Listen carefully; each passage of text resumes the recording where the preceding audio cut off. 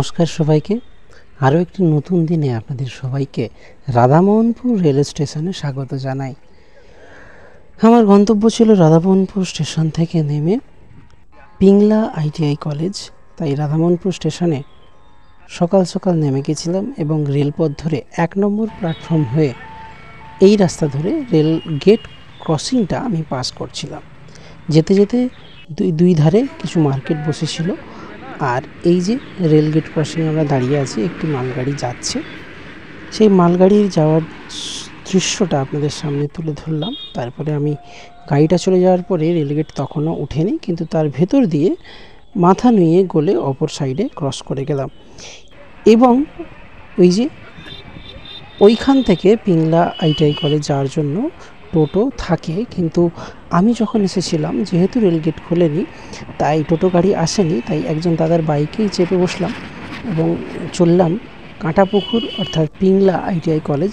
বাইকে যেতে যেতে ওই স্টেশন থেকে পিংলা কলেজের যে রাস্তা, তার রাস্তার সৌন্দর্য এবং রাস্তার পরিস্থিতি বা রাস্তার চারপাশে যে সমস্ত দোকান মানুষজন আছে তাদের সাথে পরিচয় করতে করতে যাচ্ছিলাম। অবশেষে পিংলার যে গ্রাম্য দৃশ্য সেই জায়গায় ঢুকে পড়লাম। এখানের দুই পাশে রাস্তার দুই পাশে ধান ক্ষেতের সবুজ আমাদের চোখকে অনেকটাই জুড়িয়ে দেয়। সেই দৃশ্যই আমি আপনাদের সামনে তুলে ধরছি।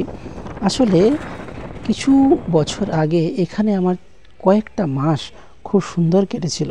ওই দাদার বাইক থেকে নেমে একটু হাঁটা দিলাম মিনি মার্কেটে পৌঁছে যাওয়ার পর। এটা হচ্ছে ওইখানকার মিনি মার্কেট। এই মিনি মার্কেট থেকে আরও আমাকে 2 কিলোমিটার যেতে হবে। ওখান থেকে আরও একজন দাদার বাইক পেয়ে গেছিলাম, বাইকে চেপে পৌঁছে গেছিলাম একদম Kantapukur Pingla government ITI college. কলেজটা মেন রাস্তা থেকে কিছুটা দূরে।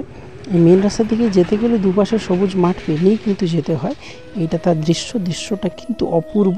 ব্যাস, আমি সেই রাস্তায় চলে গেলাম। গিয়েই প্রথমে আপনাদের কলেজের যে গেট, এই গেট দিয়ে প্রতিদিন আমার যাতায়াত ছিল। স্মৃতিগুলো ঢোকার আগেই কেমন মনটাকে একটা চনমনে করে তুলছিল।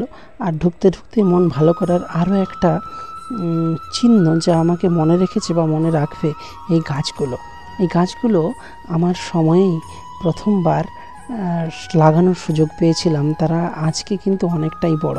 এটা একটা স্থলপদ্মের গাছ যা অনেক পাতা নিয়ে অনেক ডালপালা নিয়ে বড় উঠেছে। এই গাছগুলো লাগানোর সৌভাগ্য বা সুযোগ আমি পেয়েছিলাম। তারা কিন্তু এখন বড় হয়েছে। বর্তমান যারা শিক্ষক শিক্ষিকা আছেন এবং স্টুডেন্ট আছেন তাদের চর্চায় বা সাহায্যার্থে বা জল প্রদানের ফলে এই গাছগুলি এখন কিন্তু ভালোই ফুল দেয়। কলেজ ক্যাম্পাস ঘুরে দেখছিলাম এবং সাথে সাথে আমি একটু নিজেকে দেখানোর চেষ্টা করলাম। আর কলেজ স্টুডেন্টদের নিজের হাতের একটি প্রজেক্ট বা কলেজকে ভালোবেসে এই আই লাভ ফিটারটা তারা তাদের যে ওয়ার্কশপ বিল্ডিং সেখানে রেখেছিল। এবং একটা স্থলপদ্মের গাছে এত ফুল ধরেছিল সেটা আপনাদের সাথে না তুলে পারলাম না। এই গাছের ফুল গাছ সব কিছুই আমার চেনা, আমার খুবই ভালো লাগে। আর এই যে রাস্তাটা, এই রাস্তায় তখন কিন্তু গ্রাউন্ড পরিষ্কার হয়নি, তাই আমরা এই রাস্তার উপরেই খেলতাম এবং এই গাছগুলোতে খেলার পরে প্রতিদিন পাইপ ধরে জল দিতাম। এগুলো খুবই আজকে মনে পড়ছে।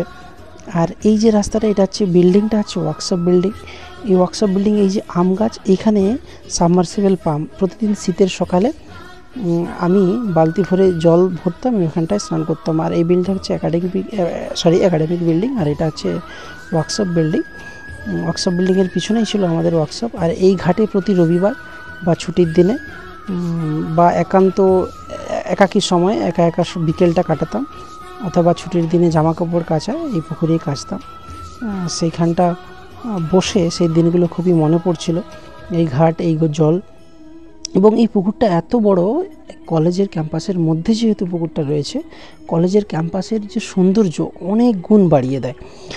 আপনারা চাইলে এখানে যারা এই কলেজে ভর্তি হয়েছেন বা হবেন তারা এসে কিন্তু এই প্রাকৃতিক সৌন্দর্যটাকে, ক্যাম্পাসের যে সবুজায়ন, যে শান্তির পরিবেশটাকে আপনারাও উপলব্ধি করতে পারবেন। জলটাকে একটু ছুঁয়ে দেখলাম, যদি তার আমার স্পর্শে তার আমাকে মনে পড়ে।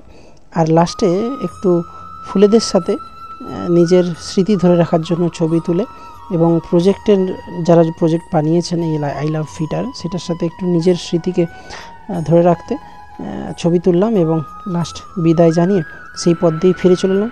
রাধাবনপুর স্টেশনে এসে দেখি সঙ্গে সঙ্গে আমার ট্রেনে এসে গেছে। ফেরার বেলা আবার কবে ফিরবো জানি না, তবে ওই সময়টার সমস্ত সঙ্গী এবং ছাত্রছাত্রী এবং স্যারদের আমার শ্রদ্ধা, প্রণাম, ভালোবাসা জানাই। আবার কখনো দেখা হবে।